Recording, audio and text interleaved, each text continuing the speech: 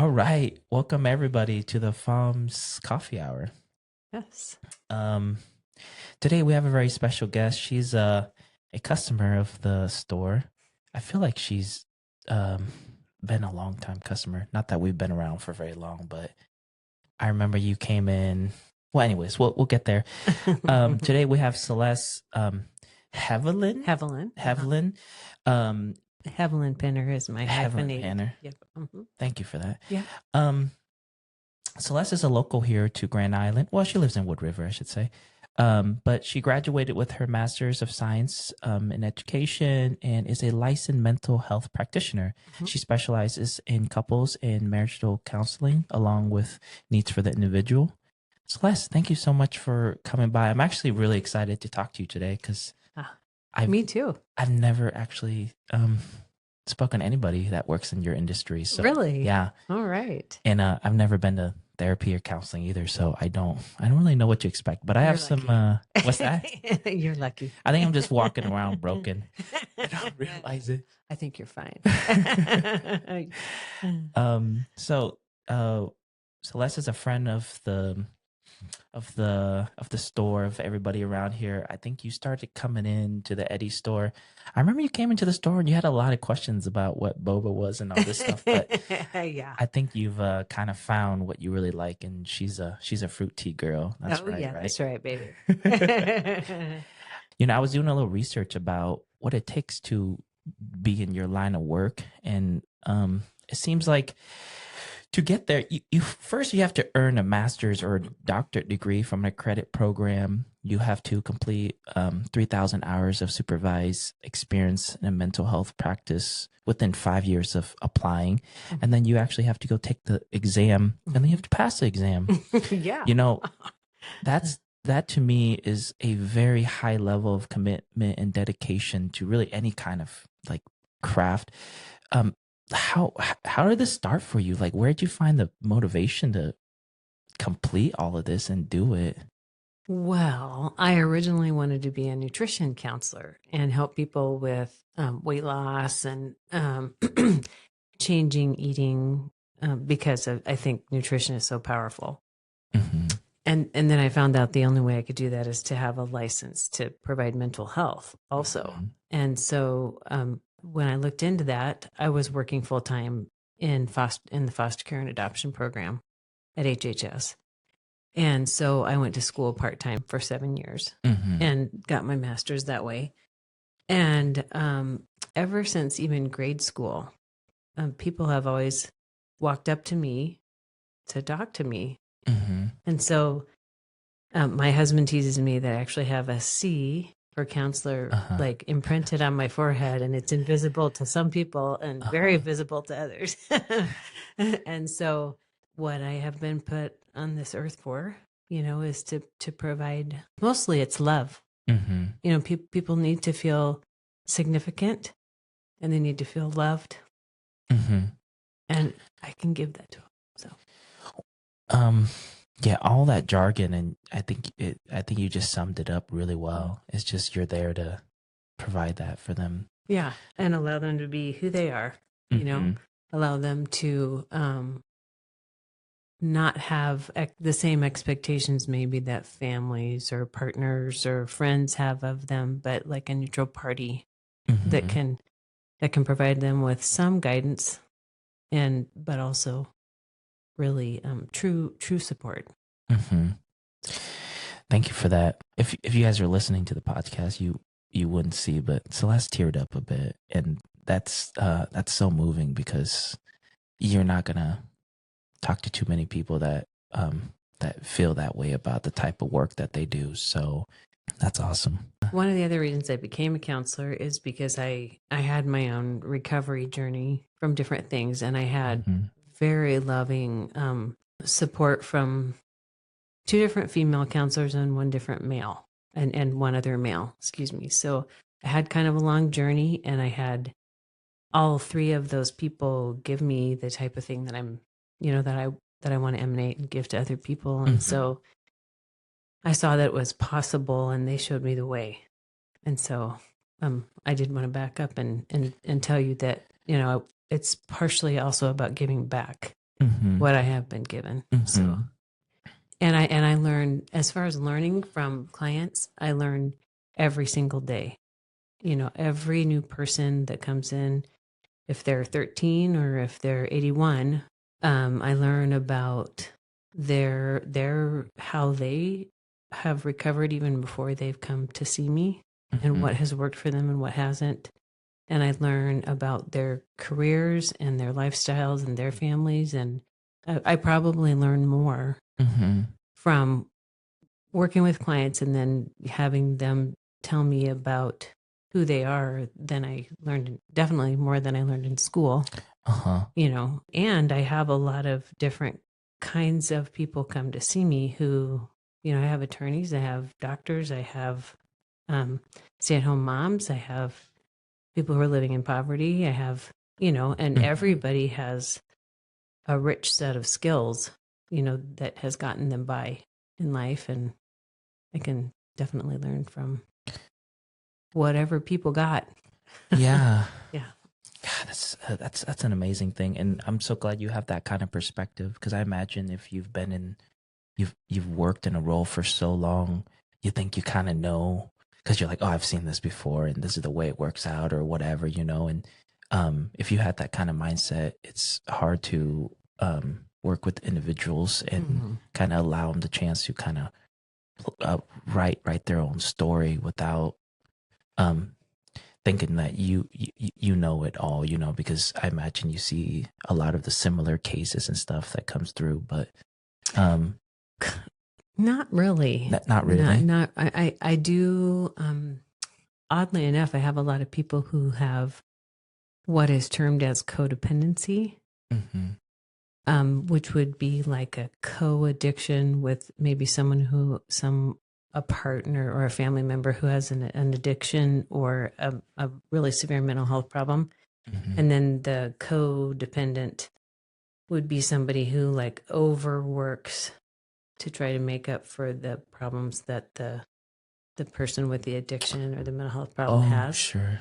and they're burning themselves out doing that. Uh-huh. um, so I do have a lot of people with that, or a lot of people with post-traumatic stress disorder from all kinds of different things, whether it's military service or um, you know physical, emotional, sexual abuse in their past, or an abusive boss at work, or Mm-hmm. lots of different ways people Sure. can, or a car accident, Sure. a lot of different ways people can get post-traumatic stress. Yeah, so the question I was asking about what you've been able to learn from your patients, and yeah, your answer was is you learn from them every day, Hmm. and I'm far from your line of work, but I can kind of see how that would be, because we have customers that come into the shop every day, and even the small conversations that you have with them, Mm. um yeah, you learn a little bit about them and kind of gives you some perspective as well. um but it's always yeah, it's always a good time. Yeah, well, and just so everybody knows, I've come into the shop a couple times, kind of in bad shape, and I've been like, "Tuan, my brother's in the hospital," and uh he's like, "I'll send you my bill." Alyssa and I were doing a 2024 recap uh, of how our year was with the shop, and at one point we're like, you know what, I think we've just found out that, I mean, people want to come in and get a drink, but people just want to come in and chat with us too, yeah. Oh, for sure. and we were talking about you specifically, because we're like, Celeste has to listen to people all day, and I think sometimes she just wants to come in and, like, get something off her mind. That's right. I think a lot of your patients, well, I'm sure the majority of them, is like you kind of see them in really difficult times of their lives. Like, how does that feel when when you know that you've made a direct impact to that? They come to you and they're down, and then you can see how things kind of Hmm. transpire. How does that feel? Oh, it's truly fantastic, just to know. And it's usually a pretty long journey for everybody. And maybe I only see someone, 1/10 or 1/3 of the way, or just get them started on their journey, and then they go back out and do life. And then Mm-hmm. I have had people come back to me at different times, just because I think personal Mm-hmm. work kind of comes off in layers, and you'll peel off some layers and you're like, hey, I feel good, I'm almost normal. And then you get married, and then It's like all you're set like, up. Yeah. oh, there's a whole, oh, and then you have a kid, and you're like, oh my gosh, Uh-huh. now I have a whole new set of issues. Uh-huh. So it is, and clients I have had have been very open and kind and expressive about how much they appreciate me Mm-hmm. verbally. So, I can live on one genuine thank you for another 5 years. Yeah.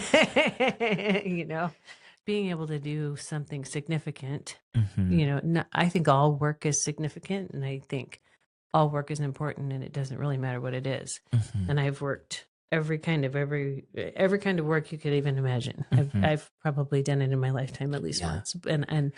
And I think it's all valuable, and I think work, period, is valuable. Uh-huh. I mean, I've had several clients tell me, if I hadn't met you, I would be dead.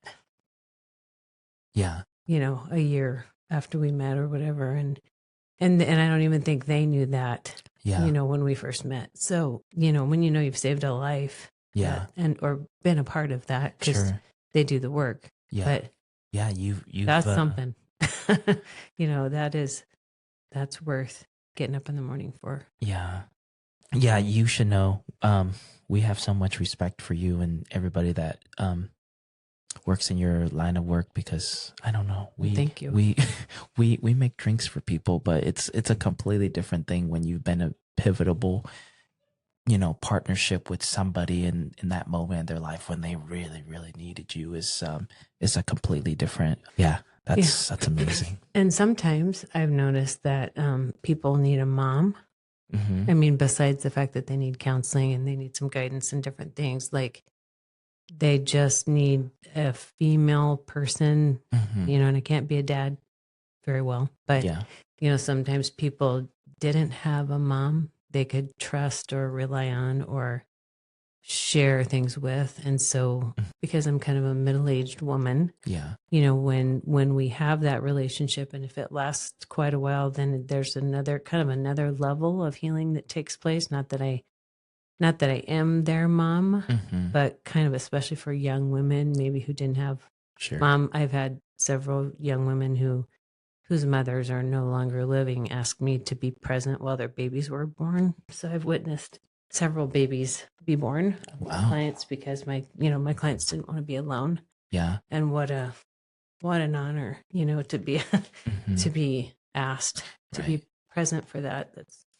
And sometimes men need the healing from not having a mom. Sure. Yeah, I have one client who his mom had drug addiction. They're a very wealthy family, but his mom kind of had a hidden drug addiction their whole life. Mm-hmm. And he didn't have a very good opinion of women Mm-hmm. because of that or whatever. And we've kind of had a pretty long counseling relationship, kind of off and on. And he's another one of those onion layer people. Mm-hmm. And it's just fun, because he ended up getting married while we were doing counseling, and they had a baby, and he really didn't know how to attach to people.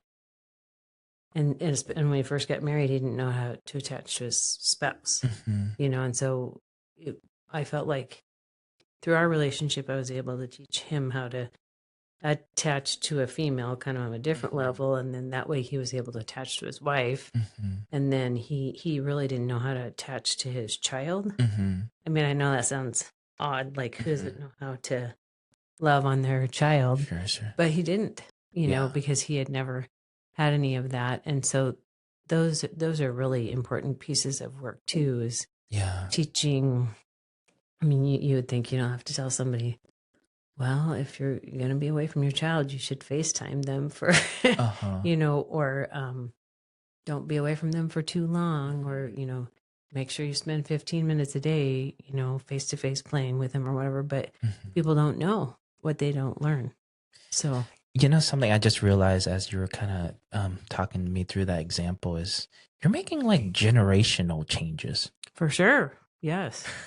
Yeah. It's because this patient of yours wasn't given the time and the love and the patience from his parents, so he doesn't know, how he should act in those situations. And yeah, and then now he's getting training, and he's able to exercise those things with his loved ones that Yeah. then they're able to, So yeah, that's Yeah. crazy. That just blew my mind. Well, it's not, actually. well, I mean, we have seen, counselors have seen charts where like you affect this one person and there's like at least another 25 or 30 people whose lives then you're affecting because you're affecting that person, all the people they work with, all of maybe their cousins, their mom and dad, Yeah, So yeah, that is so true. it's contagious. Contagion. Contagion. I think it's a new year. And me personally, I always think of like new year. I'm like, oh yeah, I'm like those people. Like, I'm gonna start working out again. I think about all the physical things that I'm gonna do, but what are some mental things you think that are great for exercises that maybe people can do in general for mental fitness? mental Yes. fitness. Thank you. That's I would say that quiet time, prayer, meditation time is very important for renewing your mind. Gratitude, and I know these are like general things you see a lot of places, but they're real and they really affect your attitude and your mood. I would say that is true. One of the techniques we'll talk about later is something that once you learn it, you can do daily to kind of keep your negative emotional states flushed out of every cell of your body. So it's called emotional freedom technique, or tapping for slang is the slang term. So I do tapping several times a week myself for all kinds of different things and with clients. And it is when you have excessive amounts of stress or trauma, negative emotions get stuck, not just in your mind, but in every cell of your body. And so with this technique, you can release the damage, so to speak, from those negative emotions from your body, and even heal your body better physically. So like I have a pre-surgical process I take people through before they're going through surgery, and a post-surgical. Oh, interesting. And if people have been in car accidents, there's a way to release the emotional piece of it that's also adding stress to your body so that you can heal faster physically. So I've done that quite a bit. And before and after, before women have children, before and after, there's a process I can take them through for preparation of their body so that their birth goes easier. And then after, depending on how traumatic, physically or emotionally the birth has been. So that's called physical body tapping, or that's what I call it. So I never would have made the correlation between the physical and or at least I just don't think about it like that. Making those mental exercises affects you physically. very, very much so. Yeah. I have a lot of different charts that describe which emotions get caught in which parts of your body. Like for instance, when you have low back pain, oftentimes it's anger or grief. That's just one example. When you feel really burdened, you'll have head, neck, and shoulder pain. Almost like you're carrying a heavy burden on your back. Those emotions just, we're whole people. Yeah. That it's everything that happens to us affects every part of our body. So what about road rage? Because I think Alyssa suffers from that. Well, I can't honestly tell you I have helped a client with road rage, but I'm pretty creative, and I think I could find ways to help that would apply. It's probably something that I've done, and she's just taking it out on the room. She's gonna kill me when she hears this. This is hilarious. That is awesome. We'll tell her I'm a fellow road rager. Has to be pretty bad, but if You they go know, over yeah, my line, it's hard. no harm, no foul. You know, you're just raging in your car. You're just screaming. That's great. Thank you for all that. I think let's Sure. jump into some counseling Okay. questions. Yeah. Sounds good. What are some misconceptions that you've kind of come to realize in your 24 years of practicing about counseling or therapy? Well, I think one of the age-old misconceptions is about addiction Addiction. and people with addiction, Yeah. and that addiction is a choice, and it is like a mental or moral weakness. Uh-huh. I think a lot of people who don't have addiction judge other people that do, as if, how simple it should be to just make a different choice. Just get over it, they Yeah, say. and Yeah.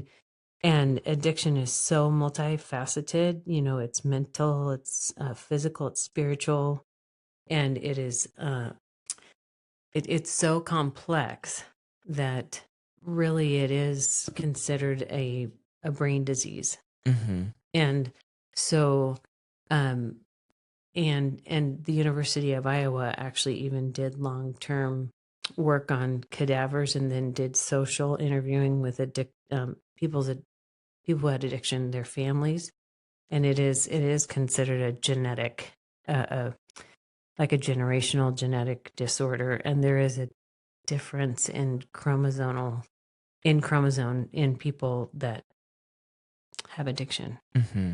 So doesn't mean if you were born with an addiction gene that you can't make a choice to have a different life. Mm-hmm. But it does make it a lot harder for you. In the A program, they call it an allergy Mm-hmm. that gets triggered, at some point when a person starts to drink or starts to use a certain drug. But there again, a person with addiction is a whole person, Mm-hmm. Mm-hmm. and they get pegged. Mm-hmm. They get pegged because they keep making the wrong choices, and Mm-hmm. then there's more shame and there's more failure, and that's really frustrating to me, Mm-hmm. to see other people stand in judgment Mm-hmm. of someone who has addiction. Mm-hmm. I personally don't have addiction other than to boba tea, Mm-hmm. but but I can live with that one. And so, but I do not stand in judgment, because I have no idea how hard that is. Mm-hmm. I do not have I obsess about boba sometimes, but Yeah. but I don't, obsess about where my next drink is coming from, Uh-huh. or my next drug, and I don't like sell everything I have Yeah. to get my next drug or Yeah. whatever.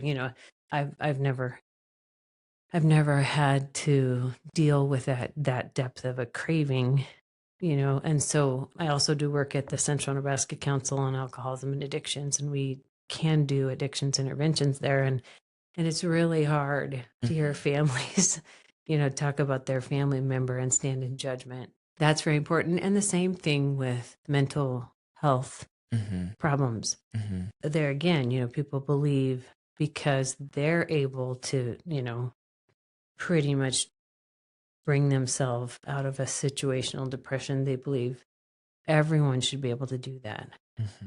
And that it's just that simple. Mm-hmm. You just tell yourself, I'm going to feel better today. Well, it's not that simple, and everybody is so different. So just people standing in judgment of someone with addiction, or with a mental health problem, or with some kind of a spiritual issue, Mm-hmm. to stand in, it's just best never to judge, Mm-hmm. because you have never walked in their moccasins, so to speak. Yeah. Yeah. I've personally have judged, and I've personally have had those thoughts before. Mm-hmm. I've had friends and I've family that have had addiction and depression and some of those problems, and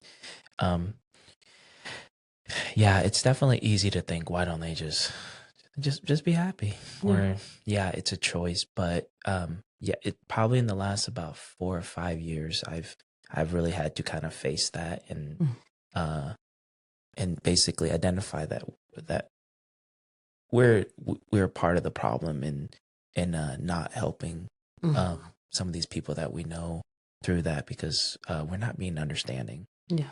And And it's you don't know what to do yeah, and you don't know what to do. to help. It's like hard. the analogy I use sometimes is like you're seeing someone like drowning in the water and you're just like "Just kick your legs, swim." Mm-hmm. But they just can't They do can't. it, you know? And it's like obviously it isn't about us, but from my perspective, it just becomes really frustrating and you feel like you rather just detach yourself Mhm. because when you are attached, you feel like they're not listening to you. You Mhm. feel like they're not motivated. And man, what a difficult thing to face. And I'm just on the outside of that. You know, Mhm. I'm not the person that's Yeah. dealing with that. So yeah, those are great points and Yeah. things that I've experienced Yeah. myself. And And I have made those judgments too. I have family members with addiction and and I'm so grateful that I don't have to have that struggle yeah, because I probably wouldn't do as well as many of the people I know have done. yeah, So arguably these people are much stronger than we are, Mhm. continuing to live the life that they do and Mhm. maintaining that standard of living, you know, like yeah, while battling with that. So Mhm. yeah. And then this is kind of trace, traveling back to something we already talked about, but the other like overarching thing that I have learned is that everybody just needs love and acceptance. Everybody just I don't mean just, but I mean Yeah. they need high personal regard, Uh-huh. from every stranger they see on the street and Mm-hmm. and you Mm-hmm. and me, Yeah. that they just need to be able to be in the world, and be treated with Mm-hmm. kindness and respect. So, Man, and it's just a waterfall effect because some people walk around and they're not very happy and yeah, they want, you know, misery loves company and yeah, they treat other people. yeah. It's just yeah, you gotta be Some people are a lot easier to love. yeah, a lot of people yeah. You know, speaking of overarching goals or overarching, what like as a practitioner, what is your overall goal for each one of the patients that you know come see you? Is there a general goal that you have for them? Is it a long term one? Is it a short one? Like, what does that look like? Well, and some of those goals are dictated by what insurance companies require. Mm-hmm. But they're good. Mm-hmm. They are good ways to structure looking at the symptoms and the work that you do. So, um, my goal is to accomplish what the client wants to accomplish. Mm. Not necessarily what I want to. So they're setting the goals. Yeah. Mm-hmm. However, we have a treatment plan, that has to be quantifiable Mm-hmm. as far as their progress. Mm-hmm. Like that your depression symptoms are getting better, or you're crying less every day, or you're Mm-hmm. sleeping better. Those Mm-hmm. types of things. I mean, you have to be able to quantify that, Sure. and you want to be able to show people that too. Like, hey, we did this symptoms checklist, and look at how much better Mm-hmm. these things have been Mm-hmm. getting, Mm-hmm. so that they feel more motivated to keep Sure. trying Right. to do the things they need to do to recover, so that they accomplish what they want. Mm-hmm. Because I don't, you know I, I'll always have certain things in mind, and I'll always have things ready Mm-hmm. to do at each session. But it's really, I always ask, so this is what I was thinking, but Mm-hmm. what's the most important thing today? And it's usually not what I had in mind. Yeah. Yeah. So every once in a while they're like, yeah, that sounds good. Yeah. They're like baby steps. Okay. Yeah. Take baby steps. Yeah. And sometimes people don't know. Sometimes where people like, I I have no idea what I need to do. I have no clue. I just Uh-huh. know this is the problem. And then, you know, Mm-hmm. and then I do usually have some ideas, Mm-hmm. to start brainstorming off of. So, I was gonna ask you about insurance. Like, has insurance changed mm, a lot of yeah. ways of how you have to work with your Mm. patients? Does it make it more difficult? Yes and no. I do end up doing a lot of pro bono stuff, Sure. or there's a way that you can arrange to do like a reduced fee for service. Uh-huh. Um, because sometimes people are uninsured or underinsured or have Mm-hmm. such a high deductible, that they could see you for the whole year and never meet their deductible. Uh-huh. A lot of people have really high deductible Yeah. on their insurance. So that makes it hard for people to want to come when they know that they'll need to pay full price or Mm-hmm. whatever. So I do have a reduced fee for service that people fill out a form Mm-hmm. to do so that they can pay an affordable Sure. price to have counseling. And some insurance companies, I'm not going to name names, but some insurance companies do pretty threatening audits. Uh-huh. And that's never really bothered me because I usually have things in order. Mm-hmm. But it's still kind of like, oh, you have to spend a whole week having people looking at your files, and sometimes you just have to mail them in, Uh-huh. mail them files or fax them files or whatever. And I also understand they're kind of trying to do spot checks, Yeah. to make sure you're not committing fraud in what you're billing to them. Or Uh-huh. and I have had clients tell me that insurance companies have called them to ask them if we met on that day, or Uh-huh. if just how Sure. what they think their quality of service is. And Sure.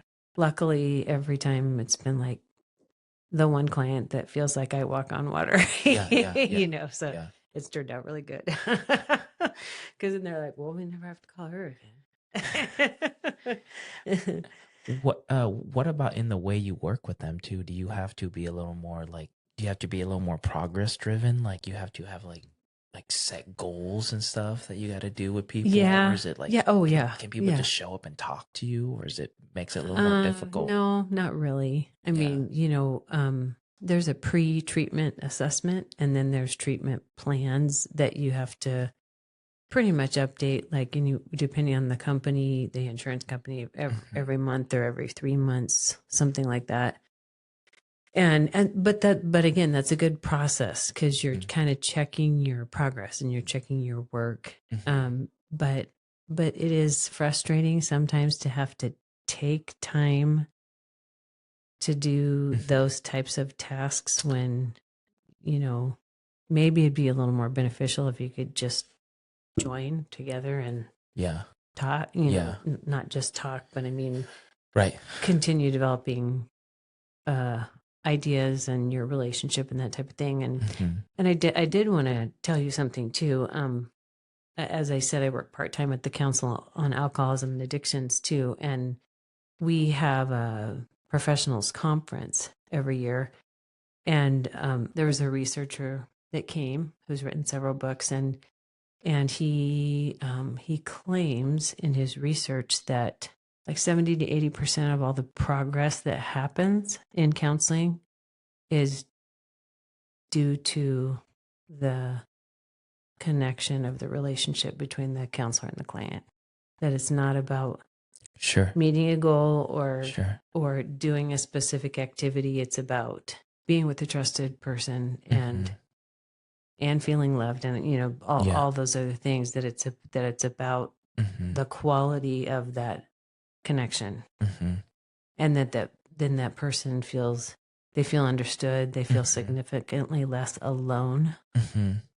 and less stressed because they know they have, there's someone out there Yeah, there's somebody on their who side. knows me, Yeah. who would do just about anything for me, Uh-huh. you know, Sure. if that makes sense. Yeah. And I thought, I think that's really true. Yeah. And so that has really affected my work since I learned that too. Hmm. And I think it's true. I mean, I think that's been true for me the times that Yeah. I've had counseling. Yeah. And I don't ever think that I would go get counseling right now Mm-hmm. if something came up and it was obvious that I needed it, or in my marriage. Mm-hmm. You know, Mm-hmm. you just never know what's Yeah. going to happen in your life and Yeah. when you might need help. So, Yeah. I can see that, and that totally makes sense. Yeah, it just seems like every single person I talk to, insurance just makes it, yeah, just a lot of extra paperwork and standards that they set up, yeah. that kind of is blocking that process for maybe progressing a little bit Hmm. faster or Yeah. more naturally than Yeah. it More than it naturally, for should. sure. Yeah. Yeah. But on the flip side, it does allow a lot of people to get care that never Hmm. would be able to otherwise. Yeah, that makes sense. Like, how do you know if you need counseling? Specifically, like yourself or maybe you and your spouse, Hmm. like how do you know, or should you just? Well, whether you're in a relationship or a marriage or have close friends, this is how you know if you've asked them for help and they're trying to help you because they love you Yeah. and they want to listen to you and they want to support you, Uh-huh. but it's like not it's above their pay grade. Yeah, yeah, yeah. And then you know, like it's what what you're saying and doing and needing is like it's really stressing them out, or it Uh-huh. is they're kind of looking at you like you're Yeah. blowing my mind. Or They're looking at you like you need to go see a yeah, counselor. like seek professional help. So if you don't have support people in your life that Uh-huh. can do that, that's when you need to go Sure. to see a professional, Yeah. and because you don't want to burn out. You want to be able to just have like family relationships and friendships with the other Mm-hmm. people that are close to you sometimes, Mm-hmm. and not have them go, oh no, here she comes, oh my gosh, Yeah. she's That going to or talk about her, that death again or whatever. that or they're giving you bad advice.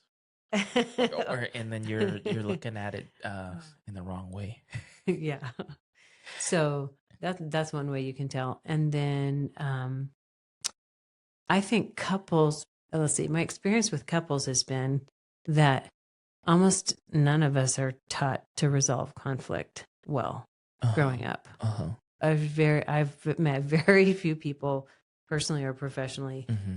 including myself, Mm-hmm. who were ever given any skills to resolve conflict. Mm-hmm.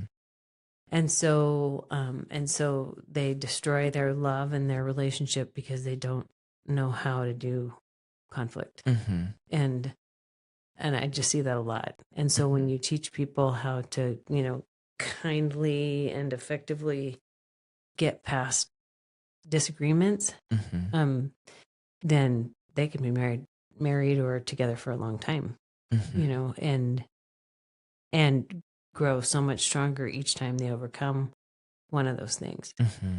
So that's a big piece when I work with a couple of, I mean, sometimes there's a specific issue, Mm-hmm. like they just lost a baby, or Mm-hmm. somebody cheated, or, Mm-hmm. those types of things. But a lot of times it's all the same things that all couples have problems with, Mm-hmm. and differences between males and females Mm-hmm. that you don't, you take personally, and you don't need to, because it's, Mm-hmm. a common way of thinking or being that a male is, or a Yeah. female, Yeah. that you're, and these are gross generalizations, Mm-hmm. but many men grow up not being able to talk on anything but a surface level, Mm-hmm. and are not necessarily comfortable with talking about how they feel. Mm-hmm. Well, I didn't know, because I have a father who talks more like a female would, and I have a brother who talks more like a female would. So, Mm-hmm. like, I started dating, and I was thinking, Mm-hmm. what is wrong with these guys? Mm-hmm. Like, they don't even know how to talk. Yeah. Because I grew up with these two males that were like, you know. um, but that's a big difference between men and women. And off, I don't know if you've ever seen that internet joke about like one, there's these two couples and they're friends, and the one husband says, thank you to his friend's girlfriend because she has taken in 6,000 of his, his girlfriend's words for that Yeah. day. Yeah. And like women speak 6,000 words a day. Uh-huh. And men speak, and this is again a generalization because Uh-huh. I know some guys who are great communicators, Uh-huh. but men, Uh-huh. but men speak about 1,000 words a day, and women speak about 6,000. Uh-huh. So you see where there's a potential Yeah. for conflict. Yeah. Yeah. and again, that also changes with like what your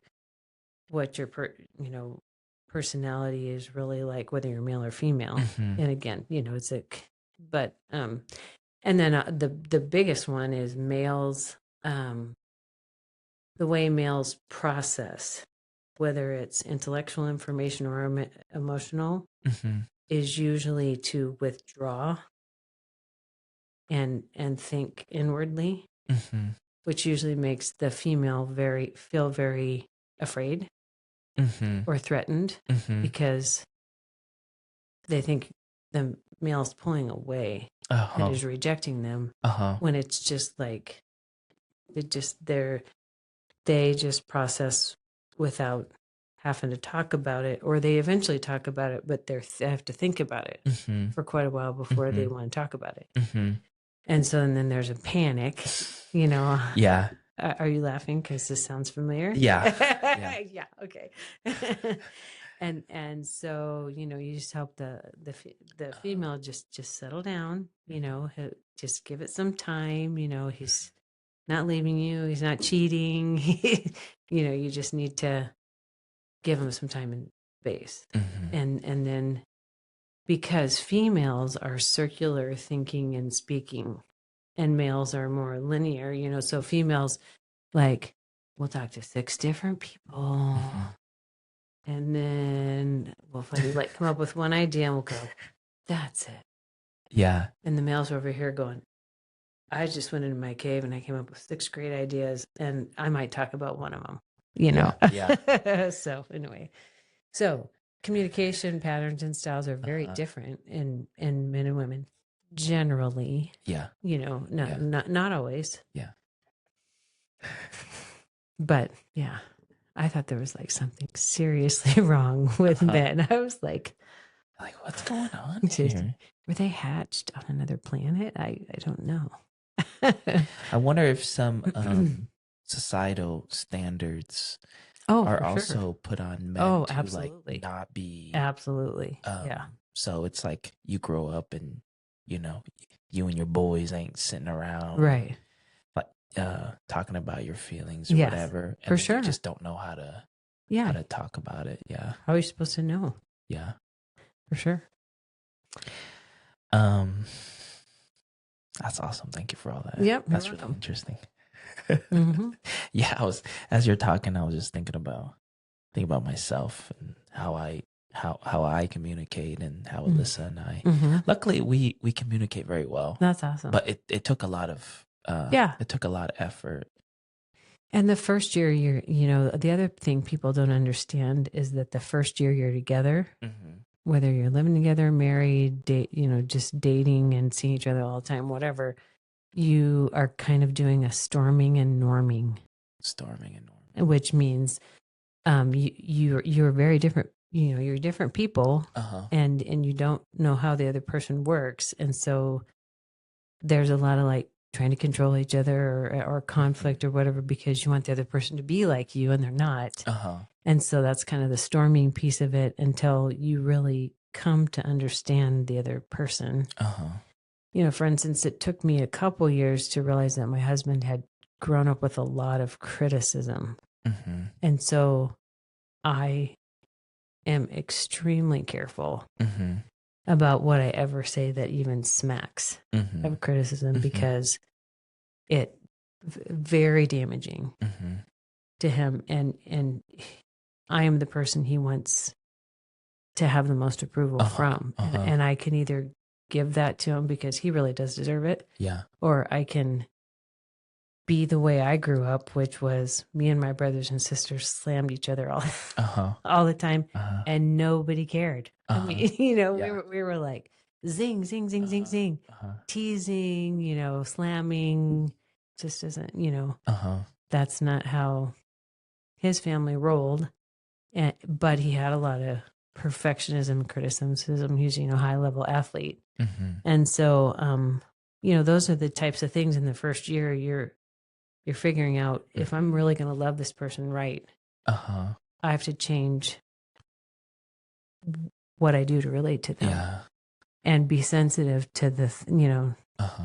not tease them about the things that are extra hard for them or sensitive, but Mhm. just change myself so that I can, you know, because I don't have to be critical. It's fun, but or I mean, it's not fun, and it's not like I never felt like.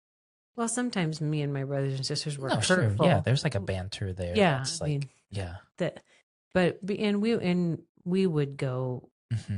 past where we should, and it was probably damaging in my Yeah. family. But I'm super like, you have to say something really bad to me Uh-huh. for me to be offended, Yeah. and otherwise I'm just like, Yeah. oh well, All right. I get that.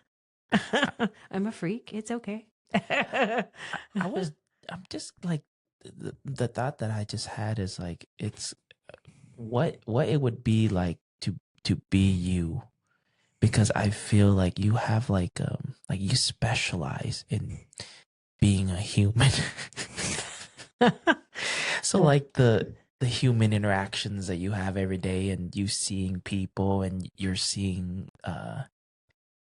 it seems like it's really interesting it's fascinating because you're like, for sure. not only you're witnessing it, you kind of maybe understand it, and then you kind of see how people react and why they react and why somebody else would react, and you're kind of just like, because because you understand Mm-hmm. those processes. Mm-hmm.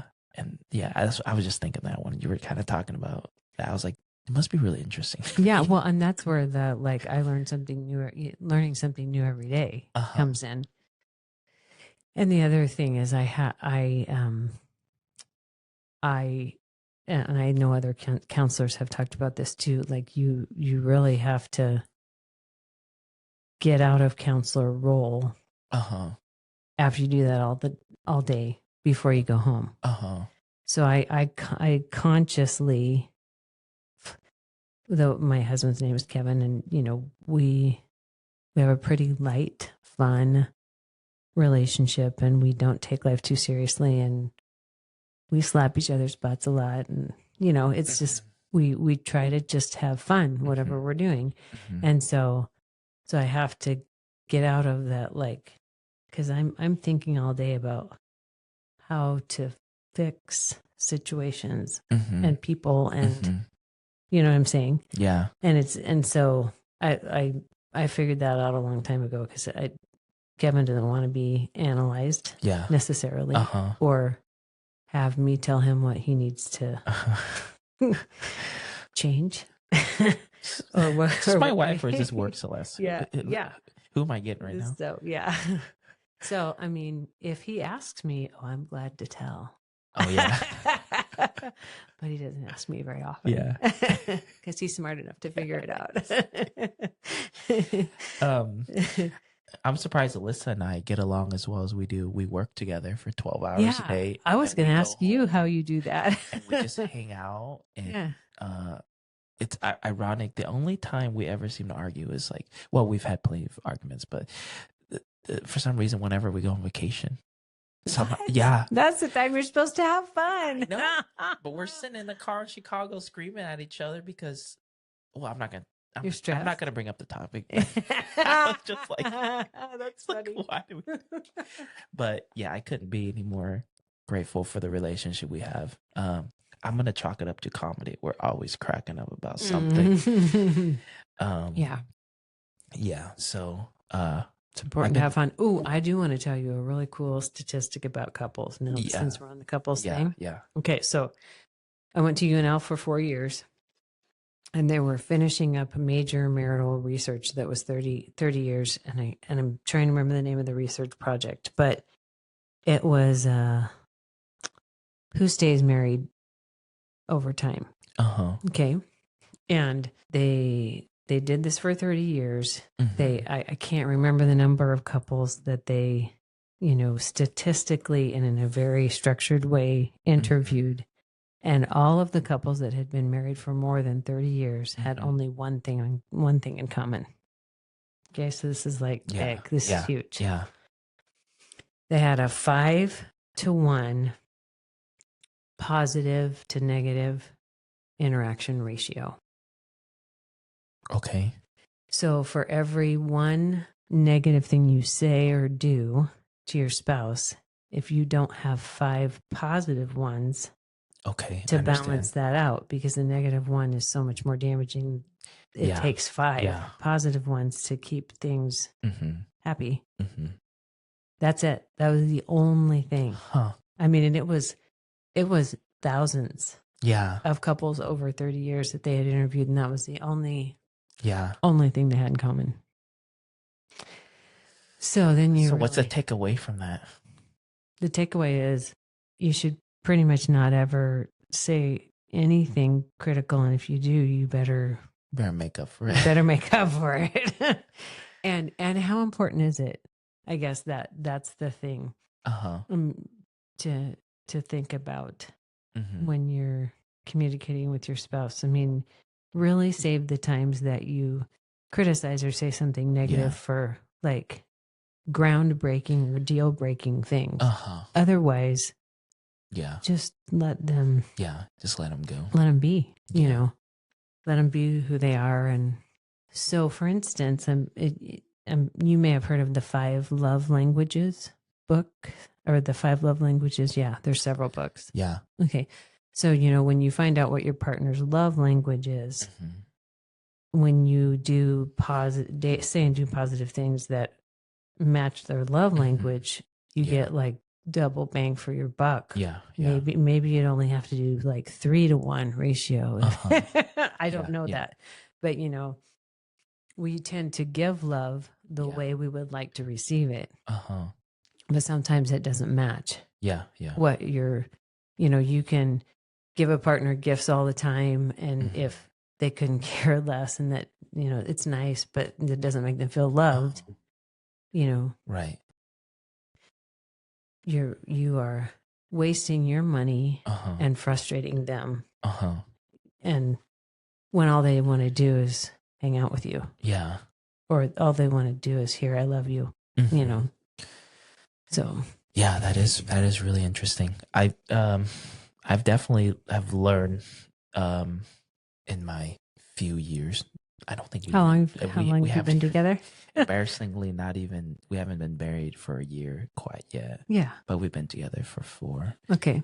And I think we've definitely put a more importance on our relationship than almost anything else. Um And you have to. when we found out that we were having this kid, we were being sarcastic about where like me and Alyssa's like the original team, like yeah, it's like, yeah, okay, your kid is obviously very important, but I don't know, we heard this like, during the first couple of years of having your baby, all the attention's on the baby, and you just forget about each other, and you forget how to make each other laugh, and you forget about each other's problem, and it becomes kind of that, So yeah, we've definitely made a pact to always put each other ahead of just anything else, because yeah, we built this together, and we're gonna crumble in it together, or we're gonna continue to succeed together, but we can't forget that. So can't lose each other. Yeah, you cannot lose each other no matter what you try to do and accomplish. Yeah. So, but what a fun thing to have a partner in life, huh? It is. Yeah, I love it. Life sucks without, well, at least for me. I just just thinking about it would be there's nothing, yeah, you don't really want to do life without your partner. Yeah. Hey, don't make me tear up, okay? I was single till I was 44. Yeah. I never got married till I was 44. Until you found somebody that you and really thought like that. Yeah. I mean, I had 2 partners die. So that was awful. Yeah. And, you know, after you have a partner die, you don't necessarily feel like What you want to. caring whether you ever are, Yeah. are in another relationship again. But yeah, no, but they probably, I mean, this is a terrible thing to say, but they probably weren't Uh-huh. the right people, because Yeah. then once I met Kevin, I Yeah. was like, oh, wow, you know, Where have you been my whole didn't life? even know this was possible. All I wanted was a bottle of water at a dance. And I was like, hello. Hello. Hello. He looks like a professional golfer. Yeah. And I always had a crush on Greg Norman. Yeah. Do you know Greg? No, I don't know who Greg. Oh yeah, he's just Yeah. rugged, beachy. Uh-huh. Yeah. Oh yeah. So anyway, I was like, oh my gosh, it's like Greg Norman, but he has a nice haircut. Gotcha. Uh-huh. I don't even know what we were talking about anymore. We're having Let's see. so much fun over here. I do want to tell you Yeah. another thing about my practice is Yeah. I don't think it's on this advertisement piece here, Okay. but I do advertise myself also as a Christian counselor. Okay. You know, I think, I don't even know because it's been so long since I've made advertising stuff, but if someone like has decided they have I don't have a lot of expertise on like other holy books or other religions. Yeah. And so I can't really help with that. But if someone like decided at some point in church or whatever that they wanted to have a personal relationship with God and study the Bible and pray, you know, and have like a spiritual practice. Uh-huh. That's the way I've lived my life, most of my life, and I've been to Bible studies and stuff like that. So I can help with spiritual development in that area, and I can lead people if that's some kind of a spiritual growth piece they want. And it's not in some of my advertisement stuff, but is in others. So that's not a goal an insurance company Yeah. would count, Right. you know, and I do pray, and I do a lot of quiet time and meditation with clients too, just depending on what we're doing and what our goals are.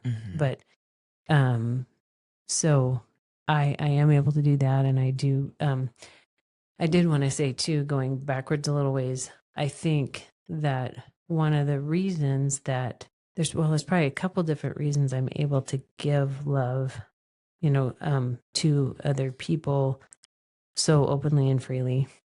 And that would be because I've been given it, you know, from other human beings. And I have a sister 10 years older that kind of parented me. My parents had lots of problems, so I can't really say, you know, certain good parts of my personality or my ability to love were there. My dad was actually a pastor and had gone through seminary.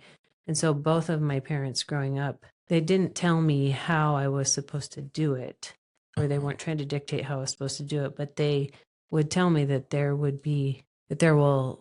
as I grow, there will be an empty place in my soul.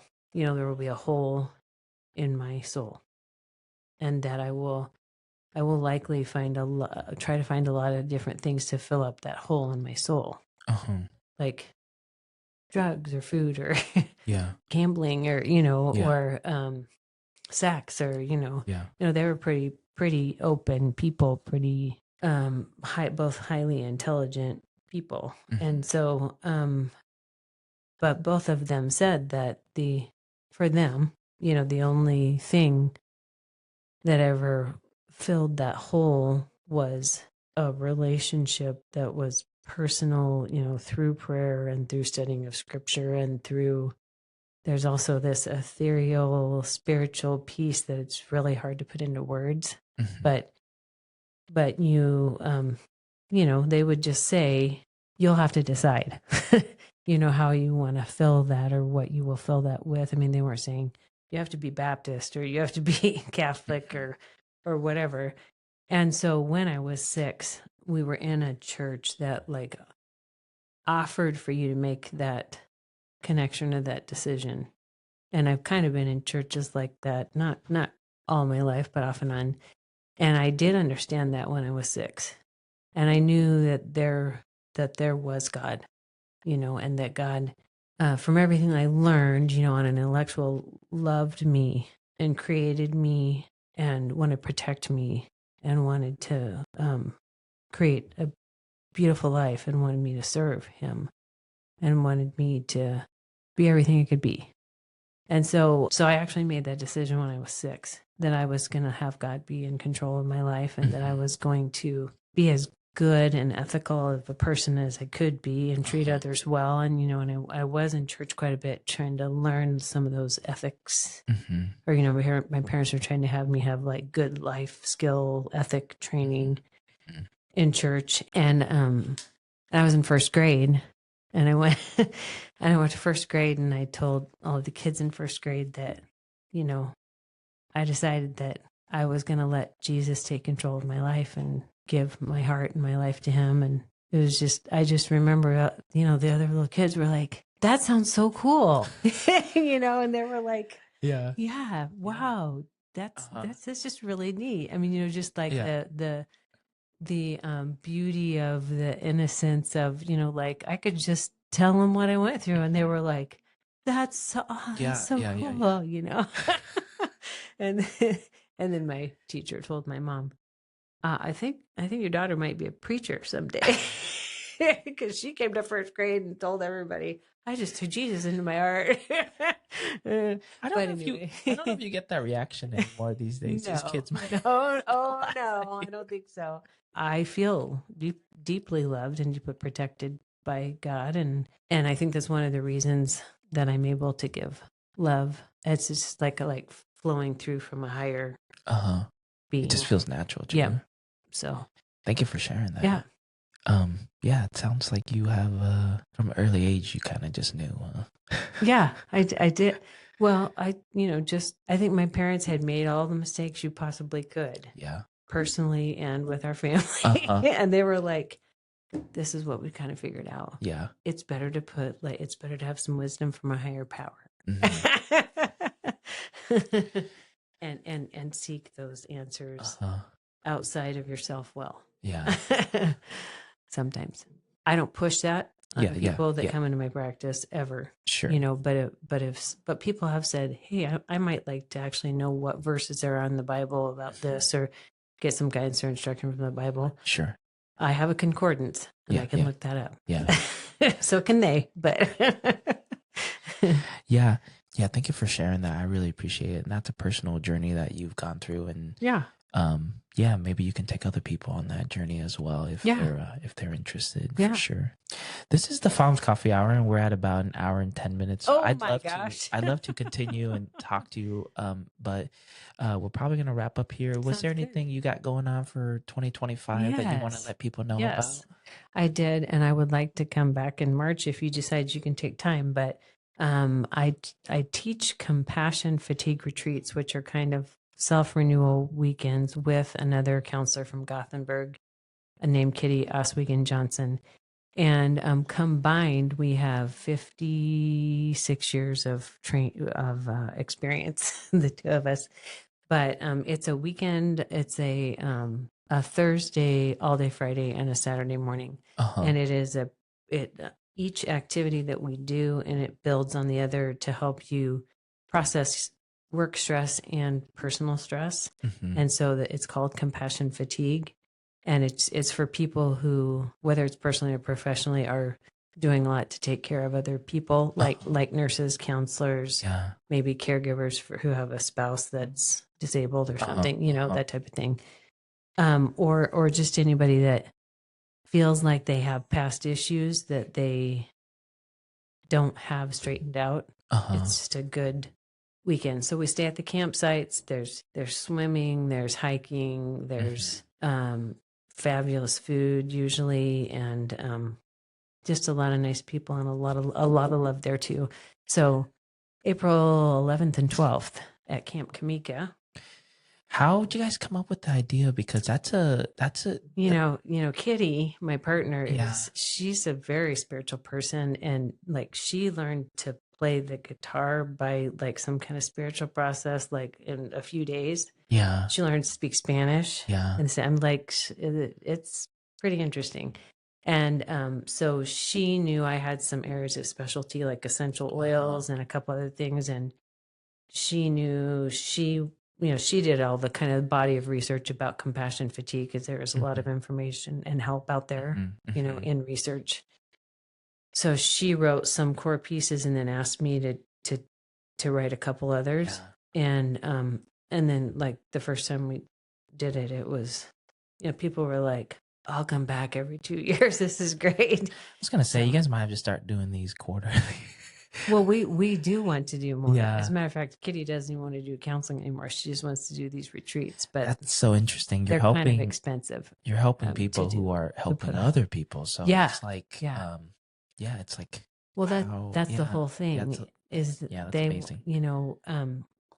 It's hard. Yeah. You do have, speaking of taking care of yourself, I mean, I exercise every single day. Yeah. Because if I didn't, probably wouldn't be able to keep up with the stress of doing counseling. Yeah. So that's amazing. Yeah. I'm so glad you guys have been able to put that up for. So if you let us, we'll come back and you'll enjoy Kitty, and we'll maybe a month before, if you would consider that, and just let people know that they can come if they want to have an experiential weekend to just take care of themselves. Yeah. I think we'll have to definitely do this again. It's been such a pleasure talking to you. Yeah, thank you. I really appreciate it. Yeah, you're welcome. Yeah. Okay. All right, everybody. I think we are gonna end the podcast here.